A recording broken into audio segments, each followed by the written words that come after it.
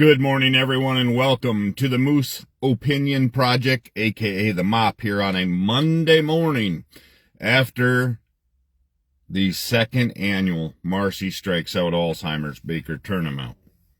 The shootout was a huge success. Thank you to all my sponsors. Thank yous to all the bowlers. Thank you to Greg and Amy Shep at the Phoenix Center. Couldn't have done it without all of you. QLF, Mark Mindrum with Mindrum Construction, Double D Express out of Lone Rock. Thank you to Big Mike, Mike Morris, Tim Ullman, just a bunch of guys that sponsored this event. Shirts Plus out of Aiken. Thank you all. Thank you all to the people that bought raffle tickets. Thank you to everybody that bought bowling tickets, the bowling ball giveaway tickets. It was a monster success, but my mind is exhausted from the ups and downs of emotions. 12 months of dedicated work to make this second annual. So we've had two Baker tournaments in less than 12 months. We had our first one in December 7th. Our second one, November 8th.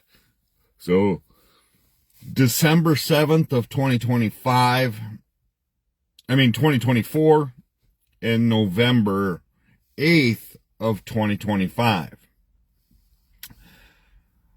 I have tried to decompress and wrap my head around the whole success of this event. Thank you to Alicia Reyes from Milwaukee coming out from the marketing team for Alzheimer's. Thank you for all your great words to me. Thank you. It means a ton. To all of you that have lost family members, close ones to Alzheimer's, my condolences to you that you've had to watch this terrible disease. So, by first annual, I had a goal of $1,500. We crushed that with $5,133. In a year's time, I set a goal for 10 grand. I knew it was steep. I knew it was a lot to ask. Some of the bigger ticket items that I thought would go for bigger money didn't go. Some of the smaller items went for bigger money. So, again, I do not keep any bowling entry fees for this tournament. I pay Greg for the lane usage, which he gives me a deal on. But everything as far as entry fee goes back to the bowlers. 1,000 to win, 700 for second, and so on down to sixth place. And actually, sixth place and fifth place tie, so they get the same amount. I think this year it was if I remember right, $160 off the top of my head, something like that. I tried to sleep Saturday night, sat up, played cards for a while with the family, just to unwind, and I couldn't do it. My mind was racing. And I have tried, and my wife's right, I'm shot for a whole week after. If you've never suffered a brain damage situation, like a stroke or any other kind of thing, brain surgery, whatever it may be, nobody gets how exhausting it is. And I make mistakes. So, it's not meant on purpose that if all of a sudden, and then we had lane 6 break down, and Greg really was upset, and I said, we'll get through it. It's not a big deal. Well, the good thing about my tournament is you only bowl on one lane, and then you move to the next one. So if you were scheduled to bowl on 6 yet, you just had to wait and move over. That's all we could do. Not a big deal. And some people didn't like how I handled that. My response to you is, tough shit. I'm the tournament director. I've put in 12 months of work. If you don't like how the tournaments ran or what happened during that hiccup, then don't bowl in my tournaments. It's that simple. I'm on the fly. I wasn't expecting a lane breakdown, but we moved on. Everybody was pretty good about it. If you're going to come to my tournaments and accuse people of cheating or be any kind of other thing than respectful, don't come to my tournaments. Don't come to my tournaments with the idea that you are going to accuse people of cheating. You're going to accuse, because here's what happened. I'm going to lay it on the line pretty simple because, quite honestly, I don't know if I'm going to do a third annual. I haven't thought about it, nor have I even proceeded to move forward. I have a tentative date in my mind if I do, so that will be saved until I make the announcement if I'm going to. What I struggle with is people that get pissed off about something I had no control over. Okay? I had no control over lane 6 breaking down. And if you're bowling in my tournament, guess what? You don't have control nor any reason to get pissed off or upset on how I handled things or basically treat me like an idiot. If you hold up your hands and try to tell me how many fingers you have up to try to figure out how I do math, I don't need it. I'm educated enough. I've bowled in enough tournaments to know how to handle that. Okay? If you are going to accuse teams of cheating at my tournament, don't come. Don't come. I will honor the thought of, hey, it won't happen again. Okay? Because if it does happen again, you're out. I'm not going to put up with it. Did I learn on a few things for the score sheets and things because of my rules? Yes, I did. They will be handled if I do a third annual.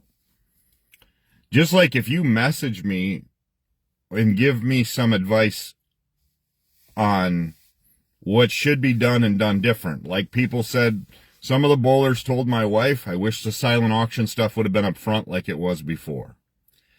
The problem I have at the bowling alley is I had double the amount of silent auction and basket raffles that I had the year previous. And there's only so much room. So I took that into account.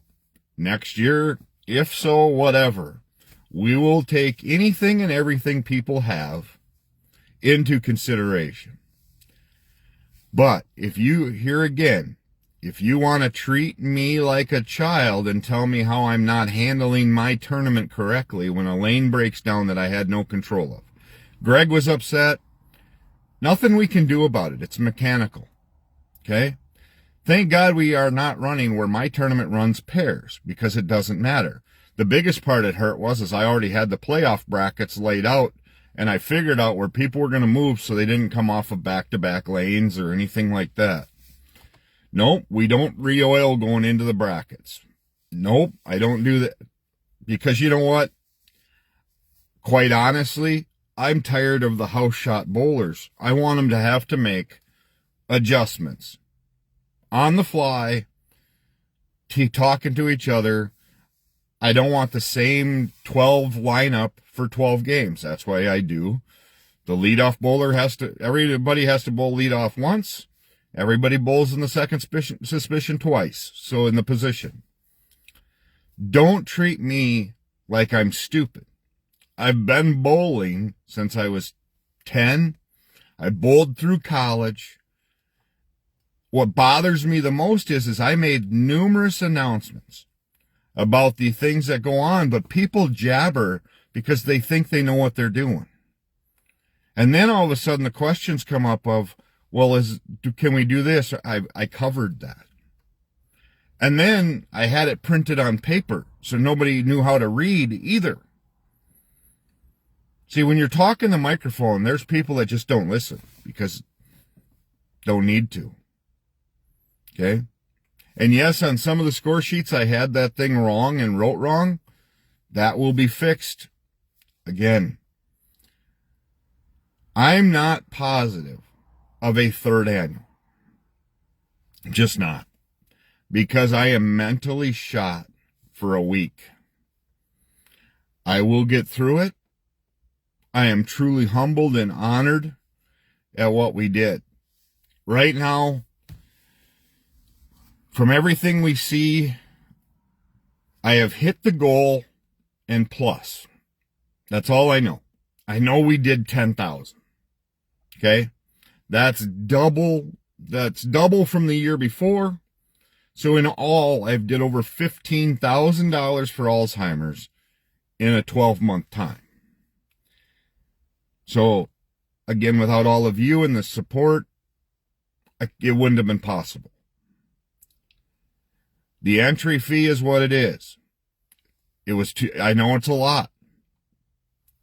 It was, $70 a bowler, and I changed that bowl again thing at the end. So people got there and they were expecting $265.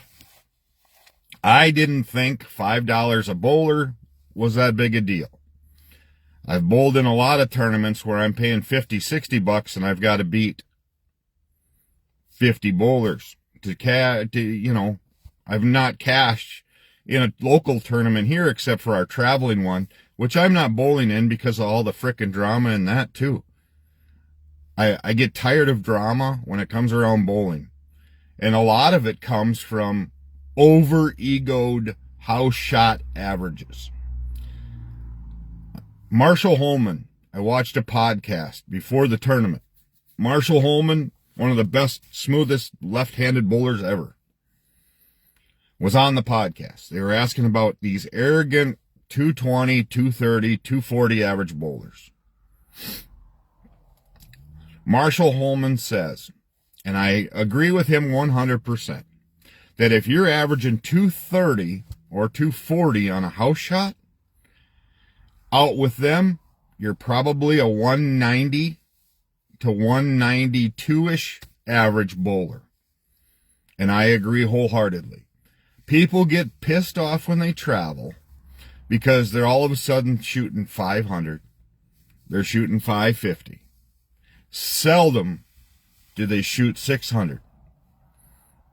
And they're 230, 240 average bowlers. Because they're not that. Derek Kuzik, who's sponsored part of my tournament that with bowling ball and a few other things, I would love to shoot on their league where they shoot on 4 or 5 different patterns throughout the year, because I think that really would prove a lot. I'm not a true 200 average bowler. Not any higher than what I am. I'm averaging 200 in center, and the house shot is overall is whether you carry or not on what you're going to be. If you are bowling on house shots and your ego is building and you think you are really that good of a bowler, take some time to travel. Go to Illinois, shooting the Beloit Open. Go to here, go to there, whatever you want to do, and find out where you really lie. Get on a sport shot pattern. Get on to different PBA patterns. That will sum up the kind of bowler you really are. So, come to my tournaments. You're going to come to my tournament. You're going to have fun. You're not going to accuse people of things. You're definitely not going to treat me like I'm an idiot, because I won't have you back. I'm just not going to. You're not going to get pissed off. You're not going to do that kind of stuff. It's not going to happen. And you're kind of like, Chris, that's just, no. It's what it is for me. I'm stressed out enough. I have enough going on. I'd love to bowl in my tournament. Can't happen. 98% of the people made my day awesome on Saturday. 2% made it a shit show for me because they had to stress their points. They had to do this whole fucking treat me like a damn dummy. And you know what's hard enough is I struggle with confidence as it is because this part's up here is dead. Okay? Did I make a mistake? Yep. I handed somebody their winning and they hadn't won yet because we hadn't got to that round yet. But when you have a lot going on, such as lane 6, and a few breakdowns that we can't control, and people are starting to get impatient about, I'm sorry, we go to a lot of tournaments, and shit happens. And quite honestly, it's a fundraiser. It is an event to hopefully help you. And nowhere, anywhere you go, did they give away 8 bowling balls. We gave away 8 on Saturday. We gave away a lot of cool basket rifle items. 50-50, we gave away $410. The total thing was $820. $410 went into the bank. We gave away $410 in cash. I gave away $100 in the grand prize drawing plus an autographed tumbler. I had an autograph shit from Brady Buing, from E.J. Tackett, Verity Crawley, Stephanie Johnson, a PBA pin that had E.J. Tackett, Kyle Troop, a whole bunch of bowlers on it too. Underwater camo from Aquaview. I gave a lot of cool stuff away. Vortex. Local artists doing their hard work of painting and everything else. So if you want to put in the legwork and you want to do something to better the community, start your own. I will invite back every team that had a riot, that just wanted to bowl and have a great time and take a shot at winning $1,000. So yes, there will be things that are done if I do a third. Quite honestly, I left the bowling alley at 8 o'clock Saturday night with no intentions of doing a third annual. The few teams that said, yes, Chris, we're locked in, we'll bring another team, we'll do that, I have taken note of it. If I do a third annual, you're locked in. Do I know when that announcement will come if I do one? No, I don't. I honestly don't. I want to thank all the professional bowlers, all the lady bowlers that helped me out with the autographed memorabilia. Brady Ewing, thank you for swinging into the bowling alley and signing that stuff. I had a phenomenal day. But unfortunately, for the way my brain works, I had a rough day. And the way it went, yep, I felt like I was running a shit show. And the way things were going, it felt that way. And it didn't take a whole lot of sarcasm from 1 or 2 people to ruin that. And, well, Chris, you should be no, you don't get it. It's in a memory of those that have passed, but mostly from my bowling coach, my mother. It's in memory of her. So that makes me run the tournament. And I can do whatever I wish as far as that goes, as long as it makes sense. And having to wait one game as people skipped because I couldn't control that, all you had to do was shut your mouth. And just keep going with it like 11 of the other teams did. So, again, thank you for everyone that participated. I'm just laying the ground rules out so everybody hears me loud and clear that I will not have people ruining other people's days by accusing them of things they didn't do or trying to decipher and tell somebody how dumb they are when they're running a tournament. And quite honestly, to raise $10,000 plus in 8 hours. So in 16 hours time, I've raised $15,000. And it's all because of the people that were involved with this. See, you have to remember as a bowler, the bowling portion of it, as a team member, that money's all coming back. You wanted to yell at me because entry fee was $265 and I only paid $400 back. and kept everything else, that's fine. But I think 1,000 to win and 700 for second is a pretty good incentive to just show up, have a great time, and bowl. That's just me. Again, big shout out to Greg and Amy Shep. I know we had our 1 lane break. You can't control that, Greg. It's fine. I can't say enough thank yous to everybody that contributed to this event. I had a great time. I could not do this event without my daughters, my son, his girlfriend, aunts, just good friends in the community, my father and my stepmom. I could not do it, and most of all, with the most important person in my life, my wife. I could not do this event without them. There's no way. So, my daughter-in-law, my daughters, just know how much I truly appreciate everybody. So, with that said, that is the Moose Opinion Project for a Monday morning. And I thank everybody for tuning in today. And if I missed your name for being a supporter today, I am sorry. I had a list a mile long of supporters for this event. So, have a great day. The sun is out here in southwest Wisconsin. Still very cool out. As you can tell, I am not in my truck yet, probably end of the week. So, that is where we are. I will have more word probably. I don't know. I honestly don't. I really wish I did. But I'm exhausted. I'm mentally shot. Take time to bless somebody today, because if you don't know what tomorrow will bring.